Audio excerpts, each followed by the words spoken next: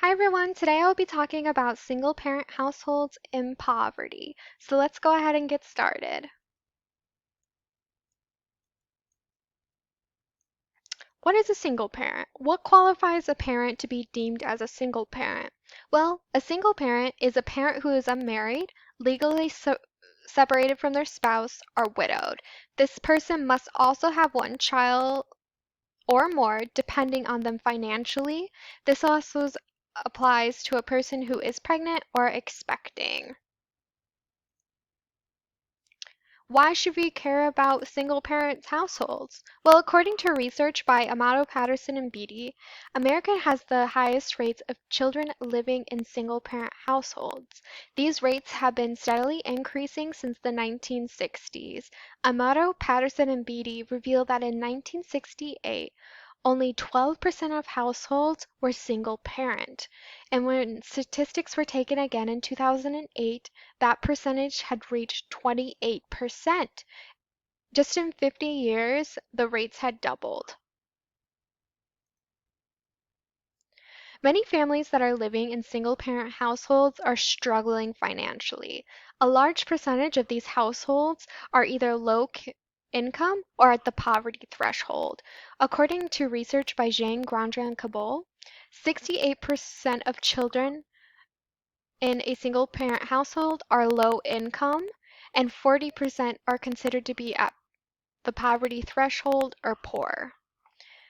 If you look to the slide presentation, you'll see a bar graph. This bar graph shows the rates of which races and ethnicities are impacted by single-parent households. Asian American households are less likely to have this family structure and economic disparity. You can see that they only at 3%, whereas Black American households have higher rates of single parent family household structures and higher rates of economic disparity, and they are sitting at 18%.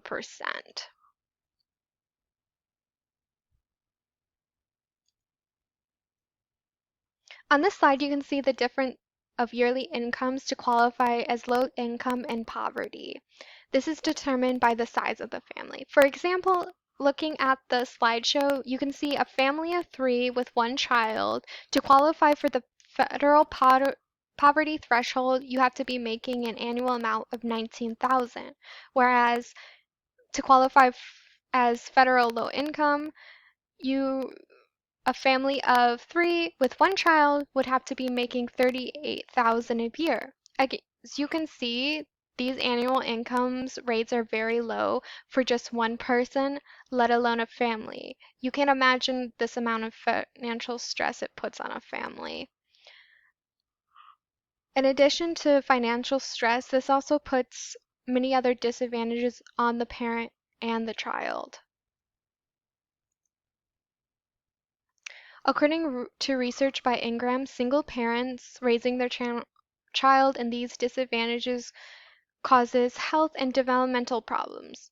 Children are more likely to experience developmental delays, low birth rate, physical impairment, and intellectual disabilities, whereas parents are more likely to experience poor mental health, financial stress, and since they do not have access to many of them do not have access to insurance. They are not able to receive proper medical care, and this applies to the child as well. Additionally, children are more likely to have performance trouble in school. Single-parent households have lower test scores in math and reading than any other family structure, according to Amato, Patterson, and Beatty. Researchers also noticed that performance of those children correlated to the education level of their mother. As we know, mothers are more likely to be single parents. Single mothers have lower rates of achieving higher education or secondary education. So, what assistance is available to these single parents? Since the single parent rates are rapidly increasing in the United States, the government has developed some programs to assist the families financially. The government has implemented the child support program where parents who are not active in their child's life have to contribute financially to their child. The goal of child support is to keep their child out of poverty. Although fewer than one-third of mothers actually qualify for this type of support.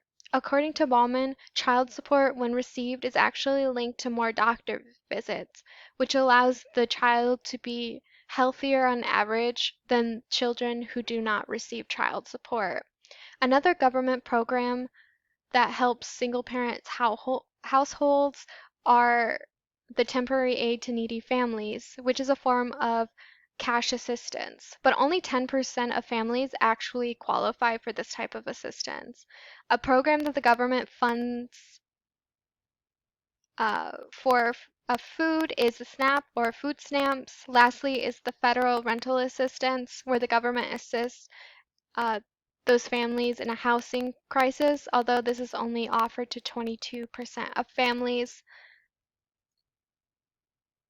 So you can see where these families could still be struggling, or a large portion of families are still struggling and have never received any assistance from the government.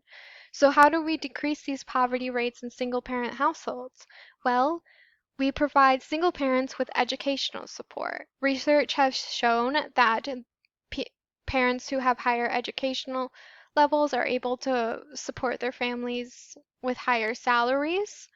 Another way to decrease poverty rates is to support federal and public funding for programs such as SNAP and housing assistance. These will allow families to get proper food and housing care. We can also offer these families social support by offering to watch their children so these parents can go to work and provide a salary to their family. We can also support access to better health support and education so these families don't have to be ill and not be able to treat their illnesses, which leads to more financial hardship. We can support organizations that help single parent households. So programs like the single parent program, they provide financial compensation to families that reach out to them so they can pay for their rent, their car, their groceries.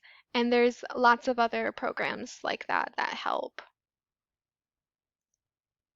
So that's all I have for you. I hope you enjoyed.